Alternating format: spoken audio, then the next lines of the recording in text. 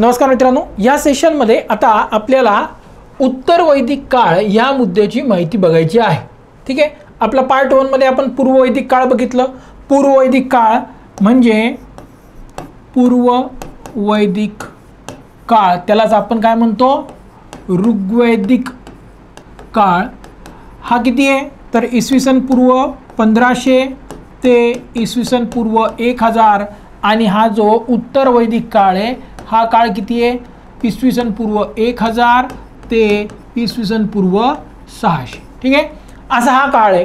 तर आपण इसवी सन पूर्व 1000 पर्यंत काय होतं ते बघितलं. आता उत्तर वैदिक काळ, तो पुढचा काळ सुरू होतो, त्याबद्दल या सेशनमध्ये माहिती बघूयात. बघा, हा जो काळ आहे या काळामध्ये आर्य जे होते ते सप्त सिंधवा या रिजनमधून हळूहळू पूर्व आणि मध्य भारतामध्ये स्थापन झाले. पूर्व दिशेकडे त्यांचं स्थलांतर झालं. बघा, इथे आपल्याला मॅपमध्ये दिसतंय की इथं आर्यांचं हा मध्य भारत असेल किंवा हा बिहार, उत्तर प्रदेश, राजस्थान हा सगळा रिजन असेल, इकडे स्थलांतर झाले. त्यांचं ओरिजिनल भाग, ओरिजिनल रिजन हा होता सप्त सिंधवा. ते आता गंगेच्या मैदानी प्रदेशात ही लोक आलेली आहेत. ठीक आहे, तिकडे त्यांनी स्थलांतर मोठ्या प्रमाणावर त्यांनी केलं आणि तिकडे जाऊन ज्या वस्त्या त्यांनी बनवल्या त्या आता स्थायी स्वरूपाच्या वस्त्या होत्या. त्यांना जनपद असं म्हटलं गेलं. ठीक आहे, आणि कालांतराने त्याचंच रूपांतर, या जनपदांचंच रूपांतर महाजनपद याच्यामध्ये झालं. असे एकूण 16 महाजनपद आहेत, त्यांच्याविषयी सुद्धा आपल्याला माहिती बघायची आहे. ठीक आहे, तर या लोकांनी स्थलांतर केलं आणि तिकडे जनपदांची निर्मिती झाली. आता पहिला मुद्दा असा आहे की या लोकांनी स्थलांतर केलं हे कशावरनं आपल्याला स्पष्ट होतं. तर ऋग्वेदामध्ये जो पूर्व वैदिक काळात निर्माण केला गेला होता त्याच्यामध्ये समुद्र किंवा विंध्य पर्वत दक्षिण भारताचा काही उल्लेख येत नाही. मात्र उत्तर वैदिक काळांमध्ये 3 वेद निर्माण केले गेले. कोणते कोणते बघा, यजुर्वेद, सामवेद आणि अथर्ववेद. इथे फोटो आहे. ठीक आहे, आणि सर्वात वर जो आहे तो आहे ऋग्वेद. ठीक आहे, हे जे 3 वेद आहेत त्या ऋग्वेदावरच आधारित त्यांचा कंटेंट आहे.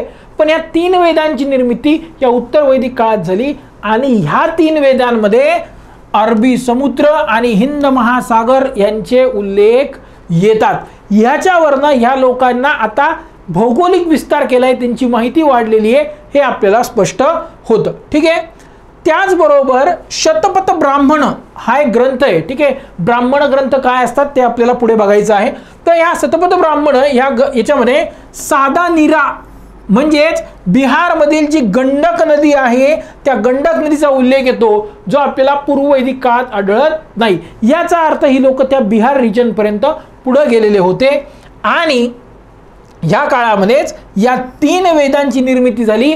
म्हणूनच आपण या काळाला उत्तर वैदिक काळ म्हणतो.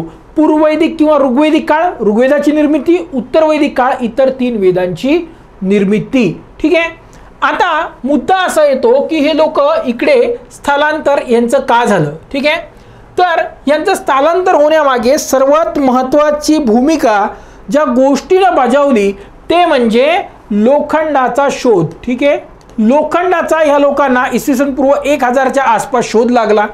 या लोखंडाच्या हत्यारांमुळे, त्या शस्त्रांमुळे ही लोक जंगल साफ करू शकली.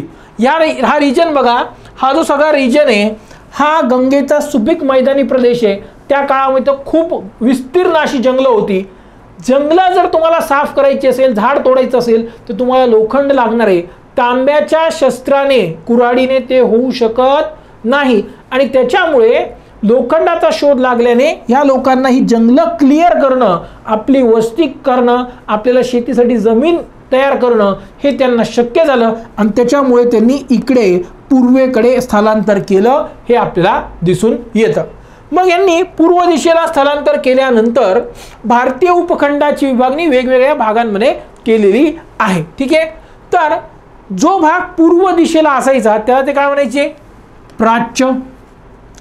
प्रतीच्य म्हणजे पश्चिम दिशेचा, उदिच्य म्हणजे उत्तर दिशेचा, दक्षिण म्हणजे दक्षिण भारत आणि मध्य देश. ठीक आहे, असे 5 भाग, भौगोलिक विभाग या लोकांनी भारताचे केलेले होते. आता ही जी विभागणी होती, ठीक आहे, ही जी विभागणी, ह्या 5 याची जी विभागणी आहे ते मुख्यतः विंध्य पर्वतरांगांच्या उत्तरेकडील प्रदेशासाठी होतं. त्याच्या दक्षिणेकडचा द्राविडांचा जो एरिया आहे त्याला ते दक्षिणपथ किंवा दक्षिणापथ असं ते म्हणायचे. आणि याच काळामध्ये कोकण प्रदेशासाठी अपरांत असा शब्द आढळतो. तर हे जे स्पेशल शब्द आहेत याच्यावर आपल्याला प्रश्न येऊ शकतो, यांना विशेष लक्ष द्यायचं आहे. आता जर तुम्ही नीट बघितलं असेल, ठीक आहे, तर हा फोटो बघा आणि जो आपण एकदम सुरुवातीला फोटो घेतलेला आहे, ठीक आहे, तो फोटो बघा.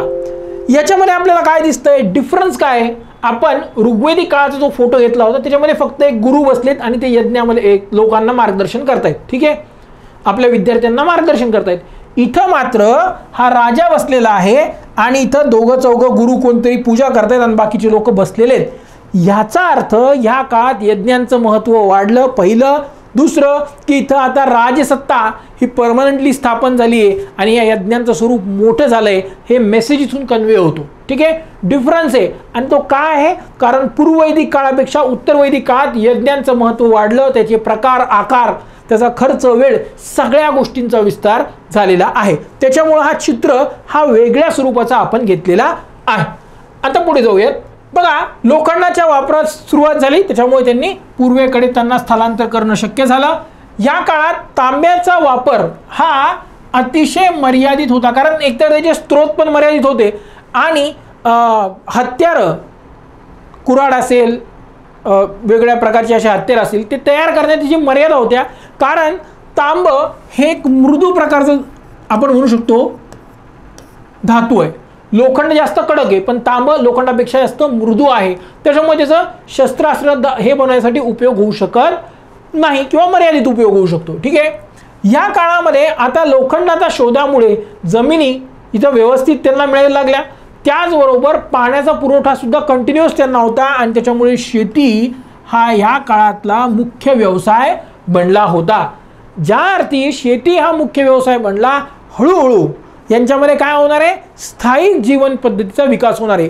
ज्या वेळेस आर्य लोक हे सप्तसिंधवा म्हणजे सिंधू आणि तिच्या उपनदीच्या प्रदेशामध्ये राहत होते, त्या काळामध्ये काय होतं, ते भटकं जीवन जगत होते, स्थायिक जीवन नव्हतं. मात्र आता शेतीचा विकास झाल्यामुळे स्थायिक जीवन जगायला सुरुवात झाली. या काळामध्ये सातू, गहू, तांदूळ इत्यादी ते पिकं घेत होती. त्याचबरोबर ऑब्व्हियसली कापूस वगैरे असणार आहे, कारण त्यांना कापड माहीत होतं.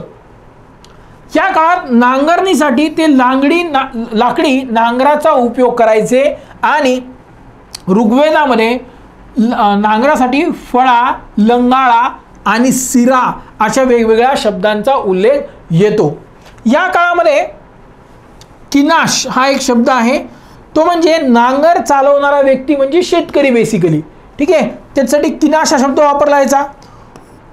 उर्वरा हा जो शब्द आहे तो प्रोडक्टिव्ह जी लँड आहे, ठीक आहे, उपजाऊ जमीन जी आहे त्यासाठी उर्वरा हा शब्द वापरायचा. आणि बहुतेक उत्तर भारतातली जमीन ही खूप चांगल्या पद्धतीनं गंगा नदीच्या पाण्यानं सिंचलेली आहे आणि त्याच्यामुळे ती खूप उपजाऊ होती. आजच्या काळातसुद्धा ती खूप उपजाऊ आहे. त्याचबरोबर इंद्राचा उल्लेख उर्वरापती असा येतो, ठीक आहे.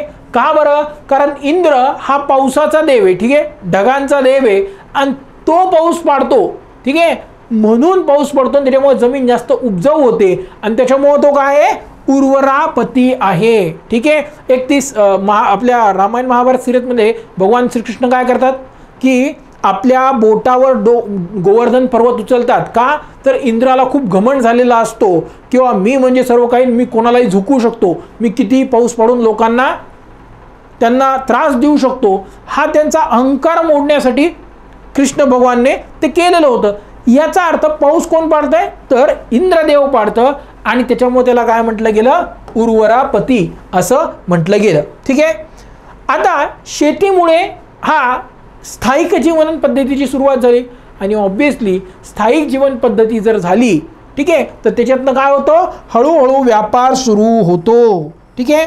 हे नेहमी लक्षात ठेवा, हे सदा सर्व कालासाठी हे फिक्स असणार आहे. हडप्पा काळामध्ये सुद्धा हेच झालं आणि इथे सुद्धा आपल्याला तेच झाल्याचं दिसून येतं.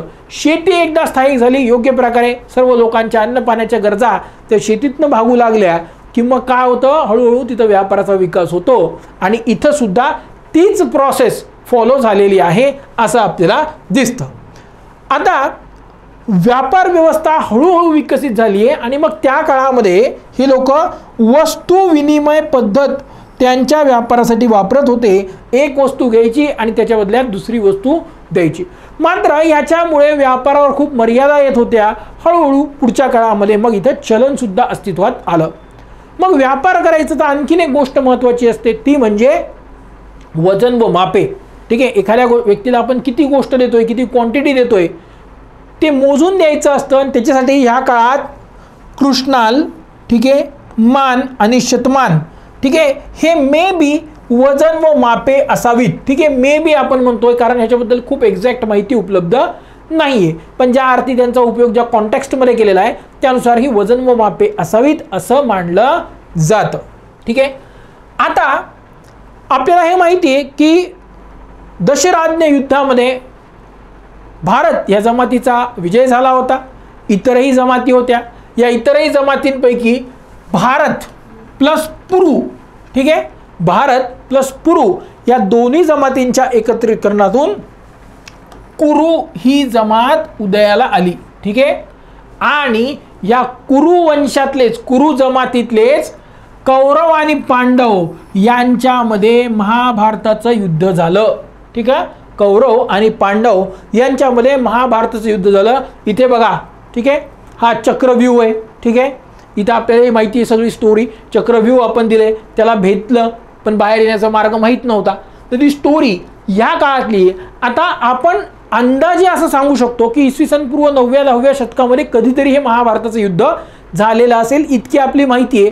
काही ठिकाणी आता असं सांगितलं जातं की बाबा एक्झॅक्टली इसवी सन पूर्व 3200च्या आसपास हे महाभारताचं युद्ध झालं होतं आणि काहीतरी 5500 किंवा 7000 अशा काळामध्ये रामायण झालं होतं. आता असा एक नवीन एक संशोधन पुढे आलेलं आहे. 5500 असेल किंवा 5500 असेल. ठीक आहे, दोन्हीपैकी एक काहीतरी ते असेल. तर हे महाभारताचं युद्ध झालं आणि युद्धानंतर परीक्षित हा राजा झाला, हे मात्र कन्फर्म आहे. आणि याच्या संदर्भात, ठीक आहे, कुरु वंशाचा, पांडवांचा हा एकमेव वंशज उरलेला होता. ठीक आहे, आणि हा परीक्षित राजा झाला. ठीक आहे, परीक्षित नंतर ही माहिती कशावरून मिळते तर परिशिष्ट पर्वण नावाचा एक जैन ग्रंथ आहे. ठीक आहे, जैन ग्रंथ आहे. त्याच्यातनं या परीक्षित राजाविषयीची माहिती मिळते की तो महाभारताच्या युद्धानंतर काही काळाने, ठीक आहे, तो शासक बनला होता. ठीक आहे, आता ह्या काळामध्ये सभा आणि समितीचं जे महत्त्व आधीच्या काळामध्ये होतं ती कमी होऊन त्यांची जागा समाजामध्ये काही बलशाली लोक होते, ज्यांच्याकडे लष्करी ताकद असेल, सैन्य ताकद असेल, अशा लोकांनी, जमात प्रमुखांनी त्यांची जागा घेतली आणि त्याच्यामुळे सभा समितीचं महत्त्व कमी झालं. ऑब्विसली सभा समितीचं महत्त्व कमी झालं असेल तर त्याचबरोबर काय होणार आहे, त्याचबरोबर स्त्रियांचं सुद्धा स्थान या सभा समितीमधून आता कमी होणार आहे. त्यांना आधीसारखं स्थान इथं राहिलेलं नव्हतं. ठीक आहे, तर ऋग्वेदी काळामध्ये युद्ध जे होत होतं ते गाय जिंकण्यासाठी होत होतं. ठीक आहे, ऋग्वेदिक काळामध्ये युद्ध जे होत होतं ते गाय जिंकण्यासाठी होत होतं. त्याचा उद्देश गाय मिळवणे, कारण गाय हा संपत्तीचं प्रतीक होता. आता मात्र उत्तर वैदिक काळात ह्या लोकांनी स्थायिक जीवन जगल्यामुळे युद्ध हा प्रदेश जिंकण्यासाठी म्हणजेच भूमी जिंकण्यासाठी हा युद्ध होत होता. कारण आता अर्थव्यवस्था ही कशाच्या आधारावर झालेली आहे, अर्थव्यवस्था ही जमिनीच्या, शेतीच्या आधारावर झालेली आहे. त्याच्यामुळे तर काय दिसतं आपल्याला, युद्ध जमिनीसाठी, प्रदेशांसाठी होत होतं. आणि ह्याच्यातनंच पुढे काय झालं, याच्यातनंच पुढे साम्राज्याची स्थापना व्हायला लागली. ठीक आहे, आणि पहिलं असं सर्वात मोठं साम्राज्य जे होतं ते होतं मगध. ठीक आहे, मगध हे सर्वात पहिलं मोठं साम्राज्य आपल्याला म्हणता येईल. त्या मगध साम्राज्याची याच्यातनं स्थापना झाली. आता या काळामध्ये, उत्तर वैदिक काळामध्ये राजांचं पद हे वंश परंपरागत झालेलं होतं. जे पूर्ववैदिक काळात कसं होतं, निवड व्हायची. इथं मात्र काय झालेलं आहे, पद हे वंश परंपरागत म्हणजे आता कायमचं हे झालेलं आहे.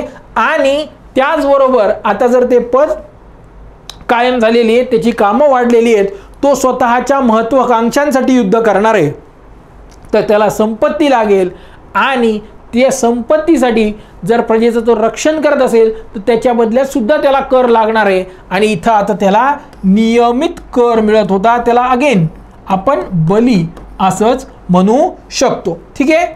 या काळामध्ये शेतीचा 6वा हिस्सा हा कर म्हणून द्यायचा आणि जो अधिकारी कर गोळा करणारा आहे त्याला भागदूग असं म्हटलं जायचं. काय? भागदूग. हा कोण होता? कर संकलक. कोण होता? कर संकलक.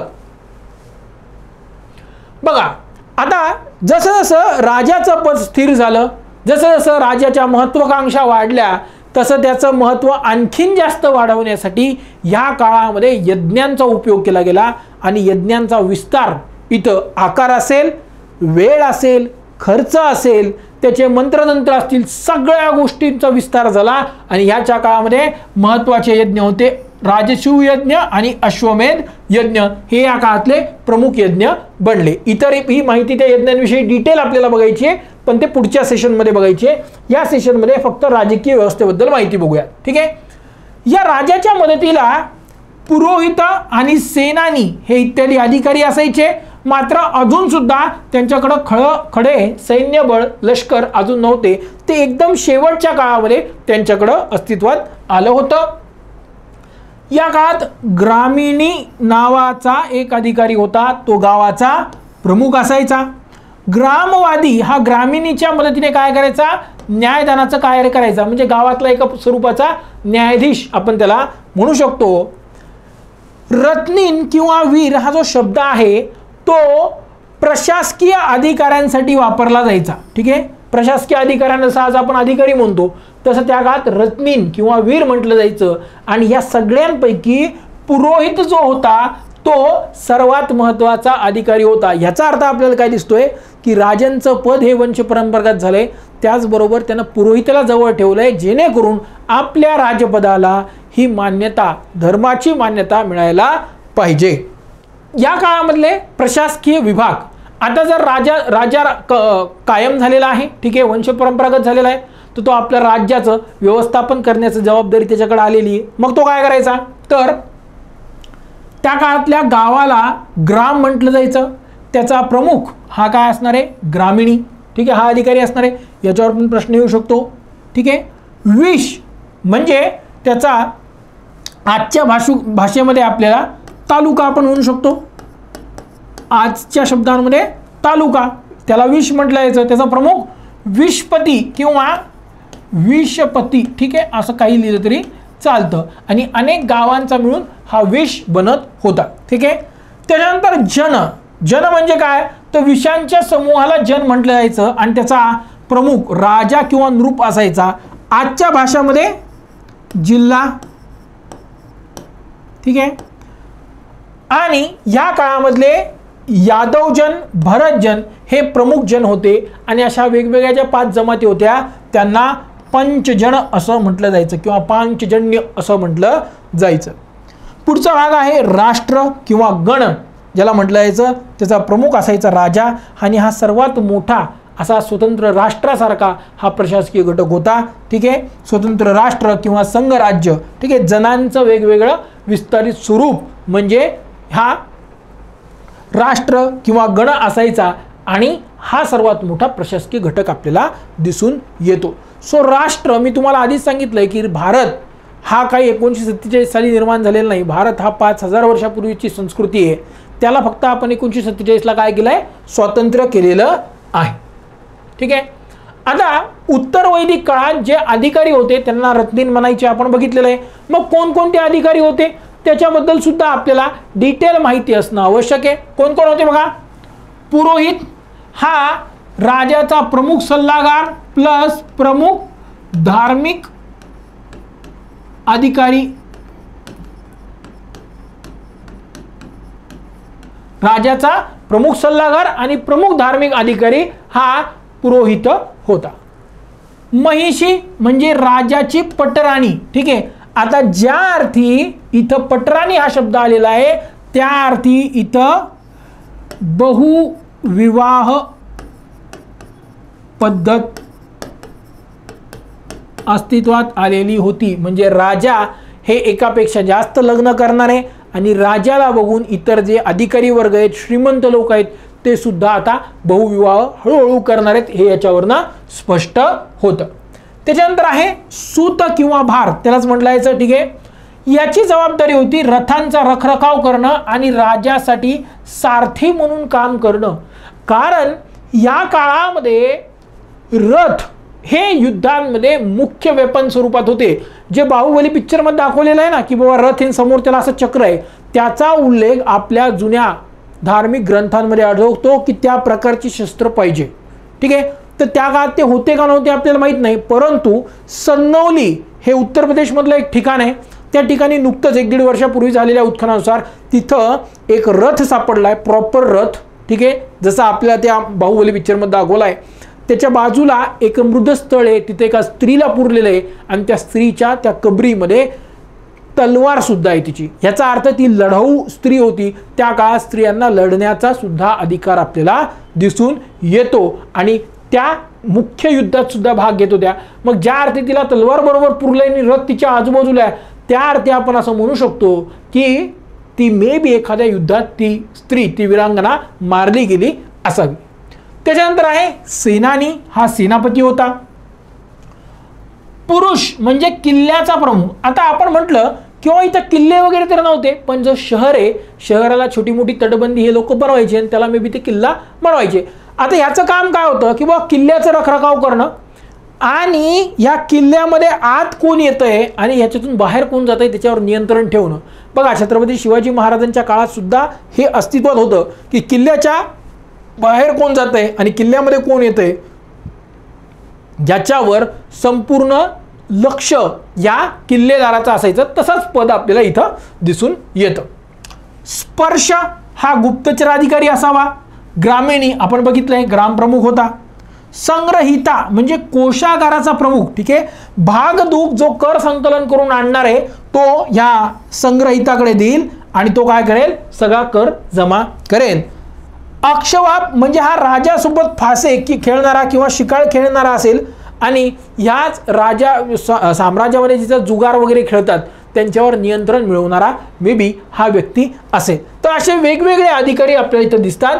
त्याचबरोबर आता या काळातला समाज कसा होता तर बघा, या काळातल्या समाजामध्ये स्त्रियांची स्थिती काय झालेली आहे, खालावली. कारण कशावरून सांगतो आपण, तर त्यांना सभा आणि समितीमध्ये स्थान उरलेलं नव्हतं, जे आधी त्यांना स्थान असायचं. ठीक आहे. दुसरं, बहुपत्नीत्वाची पद्धत इथं रूढ झाली. ज्या अर्थी राजा पटराणी ठेवतोय त्या अर्थी त्याला इतर सुद्धा बायका असतील, तर बहुविवाह पद्धत सुरू झाली. त्याचबरोबर बालविवाहाची पद्धत सुद्धा या काळात सुरुवात झाली, मात्र ती काही तितकी सर्रासपणे वापरली जात नव्हती. हळूहळू वर्णव्यवस्था, जी चातुर्वर्ण व्यवस्था पूर्ववैदिक काळामध्ये कर्म किंवा कार्य, ठीक आहे, कर्म किंवा कार्याच्या आधारे होती, ती आता हळूहळू व्यापक बनली. ती सुद्धा वंशपरंपरागत आता बनलेली आहे. चातुर्वर्ण व्यवस्था वंशपरंपरागत बनली आहे. म्हणजे एका वर्णातून दुसऱ्या वर्णात आता शिफ्ट करण्याची व्यवस्था बदलली आहे. जो आहे तिथे तो कायम आहे आणि त्या अर्थी त्याच्यामध्ये आता भेदभावाची सुद्धा सुरुवात होणार आहे. वर्णावर्णांमध्ये भेदभाव इथं सुरू होणार आहे. आता हे जे 4 वर्ण होते कोणते होते, ब्राह्मण. ठीक आहे. याला आजही समजा आपण ब्राह्मण म्हणतो, जे बेसिकली कर्मकांडाचं काम करतात. आज बेसिकली ब्राह्मण एक जात झालेली आहे, परंतु मूळ ब्राह्मण म्हणजे विद्वान व्यक्ती, धर्मचं ज्याला ज्ञान आहे असा व्यक्ती, असा मूळ अर्थ त्याचा आहे. आणि ऋग्वेदामध्ये त्याच्यासाठी अदाई असा शब्द येतो. काय शब्द येतो, अदाई. क्षत्रिय याच्यामध्ये शासक आणि लढाऊ वर्ग यांचा समावेश होतो. ऋग्वेदामध्ये त्याला काय म्हटलंय, प्रजारक्षक. ठीक आहे. वैश्य याच्यामध्ये सर्वसामान्य व्यक्ती आणि व्यापारी यांचा समावेश होतो. त्यांना काय म्हटलं गेलं, अनस्थ बलिकृत असा शब्द वापरलेला आहे. काय, अनस्थ बलिकृत. त्याच्यानंतर आहे शूद्र. वरील 3 वर्णांची सेवा करणारा हा वर्ग आहे आणि त्याच्यासाठी अनस्य प्रेस्य असा शब्द वापरलेला आहे. हे जे 4 शब्द आहेत या 4 शब्दांसाठी चार शब्दांवर तुम्हाला काय येऊ शकतं, प्रश्न विचारला जाऊ शकतो. ठीक आहे, पुढे जाऊयात. आता या काळामध्ये पहिले जे 3 वर्ण आहेत ब्राह्मण, क्षत्रिय आणि वैश्य यांना म्हटलं गेलं द्विज. काय म्हटलं गेलं, द्विज. द्विज म्हणजे काय, तर या दोनदा जन्म घेणारा म्हणजे एकदा त्याचा मृत्यू होईल, याचा अर्थ त्याचा पुनर्जन्मावर विश्वास आहे. मृत्यू होईल आणि परत त्याचा काहीतरी जन्म होईल, त्याला काय म्हटलं गेलं, द्विज. ठीक आहे. शूद्रांव्यतिरिक्त वरील जे 3 वर्ण आहेत ब्राह्मण, वैश्य, क्षत्रिय यांना उपनयन संस्कार, ज्याला आपण आज महाराष्ट्रामध्ये मुंज वगैरे म्हणतो, ठीक आहे, आणि गायत्री मंत्र म्हणण्याचा अधिकार होता. शूद्रांना मात्र तो नाहीये. मी तुम्हाला आधी सांगितलं की जसं जसं आता हे वंश परंपरागत होईल तसं तसं हळू भेदभावाला इथं सुरुवात होणार आहे. आणि ती आपल्याला इथं दिसते की शूद्रांना गायत्री मंत्र, उपनयन संस्कार वगैरे वगैरे अधिकार नाही. आणि जसा जसा काळ पुढे जाईल तसं तसं ह्यांच्यावरचे रिस्ट्रिक्शन्स जे आहेत ते वाढत जाणार आहे. ठीक आहे. आता इतकंच नाही तर वर्णानुसार उपनयन संस्काराचं वय सुद्धा वेगवेगळं होतं. याचा अर्थ मग आता ब्राह्मणांना जास्त महत्त्व, क्षत्रियांना थोडं कमी आणि मग वैश्यांना त्याच्यापेक्षा कमी आणि शूद्रांना तर स्थानच नाही. हा भेदभाव इथं झाल्याचं आपल्याला दिसतं. तसंच या काळामध्ये 16 संस्कार, व्यक्तीच्या जीवनातले 16 संस्कार असतात. त्या 16 संस्कारांना महत्त्व प्राप्त झालं. आणि मग हे जे 16 संस्कार आहे याच्यामध्ये गर्भधारणापासून सुरू होते. ठीक आहे, गर्भधारणेपासून सुरुवात होते आणि अंतिम अंत्येष्टी किंवा अंतिम संस्कार आपण ज्याला म्हणतो, असे टोटल 16 संस्कार या काळामध्ये होतात.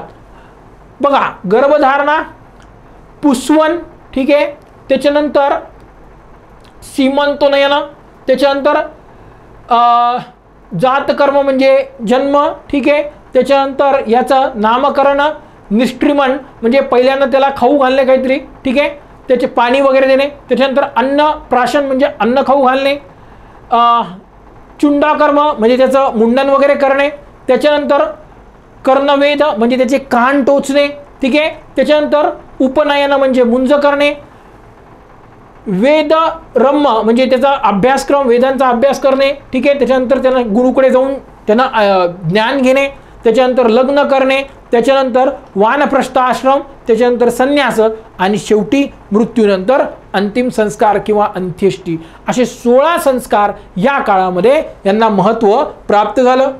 या काळामध्ये गोत्र या गोष्टीला सुद्धा महत्त्व प्राप्त झालं. गोत्र या शब्दाची उत्पत्ती गोष्ठ या शब्दापासून झालेली आहे. त्याचा अर्थ सर्व कुटुंबाची गोसंपत्ती, गाय संपत्ती जिथं ठेवली जाते, गायांना जिथं ठेवलं जातं त्या गोठ्याला गोष्ठ असं म्हटलं गेलं आणि त्याच्यावरनं गोत्र हा शब्द आलेला आहे.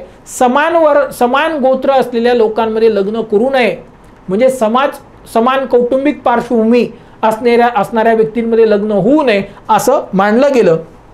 आज सुद्धा मुख्यतः उत्तर भारतामध्ये जे ब्राह्मण असतात त्यांच्यामध्ये ह्या गोत्राला महत्त्व असतं. समान गोत्रामध्ये तिकडे लोक लग्न आज सुद्धा करत नाहीत. ठीक आहे. तर त्याच्यानंतर स्त्रियांना आता सामाजिक स्थान हे पूर्ववैदिक काळापेक्षा कमी झालं. त्यांना सभा समितीमध्ये स्थान उरलं नाही. ठीक आहे. त्यांना बहुपत्नीत्वाची बालविवाहाची प्रथा सुरू झाली. त्याच्यामुळे त्यांच्यावर एका प्रकारे हे बंधन आले, अत्याचार झाले. त्याचबरोबर मुलगी हे दुःखाचं कारण आहे तर मुलगा कुटुंबाचा संरक्षक आहे असं म्हटलं गेलं. हे ऐतरेय ब्राह्मणामध्ये उल्लेख येतो. ठीक आहे. आता याचं कारण समजून घ्या. कारण या काळामध्ये आता प्रदेश जिंकण्यासाठी युद्ध होऊ लागले. त्याच्यामध्ये मुलं, पुरुष इथं युद्ध लढण्यासाठी त्यांची जास्त आवश्यकता होती आणि त्याच्यामुळे मुलाच्या जन्माची कामना केली जायची आणि मुलगी हिला प्रेफरन्स कमी दिला जात होता. ठीक आहे. तर हे काही ज्या काही परंपरा असतात किंवा ज्या काही विचार असतात ते त्या काळाच्या गरजेनुसार असतात. त्याला आपल्याला ते आज जरी चूक किंवा बरोबर वाटत असेल तरी त्या काळानुसार त्या विकसित झालेले असतात. ठीक आहे. या काळात आणखीन एका ठिकाणी 3 वाईट गोष्टी कोणकोणत्या आहे? मद्य, स्त्री आणि जुगार असं म्हटलेलं आहे. ठीक आहे. आणि हे मैत्रायणी संहिता याच्यामध्ये म्हटलेलं आहे. ठीक आहे. परंतु हे पूर्ण त्या कॉन्टेक्स्टमध्ये वाचणं गरजेचं आहे. आपल्याला आई पूज्य आहे, आपण एखाद्या स्त्रीची देवी म्हणून पूजा करतो, आपल्याला राखी बांधायला बहीण लागते, लग्न करायला आपल्याला बायको लागते, ठीक आहे. स्त्रीला सगळ्या ठिकाणी महत्व आहे, परंतु या 3 गोष्टींच्या नादी लागू नये, ठीक आहे. आपल्याकडे आज पण म्हटलं तर बाई बाटलीच्या नादी लागू नये, ठीक आहे. म्हणजे या 3 गोष्टी वाईट आहेत, ठीक आहे. तुमच्या कुटुंबापुरतं ते असेल ओके, कुटुंबाच्या बाहेर स्त्री सोबत संबंध असू नयेत असं याच्यामध्ये म्हणण्याचा अर्थ आहे. या काळामध्ये व्यक्तीच्या जीवनाचे 4 उद्देश किंवा 4 पुरुषार्थ, 4 कर्तृत्व पुढे आले. ते म्हणजे धर्म, अर्थ, काम आणि मोक्ष, ठीक आहे. हे 4 गोष्टी मिळवल्याशिवाय व्यक्तीला म्हणजे कुठलाही एक स्टेप पूर्ण केल्याशिवाय दुसऱ्या स्टेपवर जाता येत नाही आणि अंतिम स्टेपपर्यंत पोहोचता येत नाही. इथे बघा काय म्हटलंय, सुरुवातीला धर्म करणं आवश्यक आहे, ठीक आहे. म्हणजे संन्यास घेऊन तुम्ही शिक्षण घ्या, धर्म करा. त्याच्यानंतर नोकरी, व्यापार, व्यवसाय करून तुम्ही अर्थ म्हणजे पैसा कमवा. त्याचबरोबर काम म्हणजे लग्न करा, ठीक आहे. जे शारीरिक सुख आपल्याला पाहिजे असतं ते. आणि शेवटी मोक्ष म्हणजे शेवटी तुमचं संन्यास घ्या, संन्यास घेऊन मग तुम्ही परत धार्मिक कार्याकडे मिळून मोक्ष मिळवा. असे 4 पुरुषार्थ सांगितलेले आहेत. इथे ज्या अर्थी तुम्हाला स्टेप्स दिसत आहेत त्या अर्थी आपण डायरेक्ट धर्माकडनं मोक्षाकडे जाऊ शकत नाही. प्रत्येक व्यक्ती तो कोणीही असो, कोणत्याही वर्णातला असो, त्याला ह्या स्टेप्स पूर्ण करूनच पुढे जावं लागेल असं इथं अपेक्षित आहे.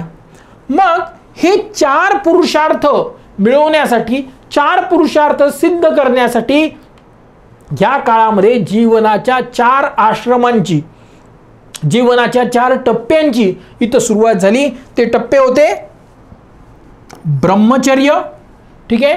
म्हणजे ब्रह्मचर्यत्व स्वीकारून आपण गुरुकडे जाऊन शिक्षण घेणे. त्याच्यानंतर गृहस्थ जीवन जगून आपण अर्थ आणि काम हे 2 उद्देश पुरुषार्थ साध्य करण्या. वानप्रस्थ म्हणजे सांसारिक जीवनात काही प्रमाणात राहून एकदमच बाहेर न पडता टप्प्याटप्प्याने बाहेर पडायचं, वनांमध्ये जाऊन साधना करायची आणि त्याच्यानंतर शेवटी संन्यास घ्यायचा आणि मोक्षाचा मार्ग, त्या मार्गावर जायचं असं इथं अपेक्षित आहे. तर या 4 आश्रमांचा उल्लेख आपल्याला इथं झाल्याचं या काळातल्या साहित्यामध्ये दिसून येतं, ठीक आहे. मात्र ही जी 4 आश्रम आहेत ती 4 आश्रम शूद्रांना लागू नव्हती. हे फक्त वरिष्ठ 3 वर्णांनाच लागू आहे. तर उत्तरोत्तर काय झालंय, शूद्रांची स्थिती खालावत चाललेली आहे असं आपल्याला स्पष्ट होतं. धन्यवाद.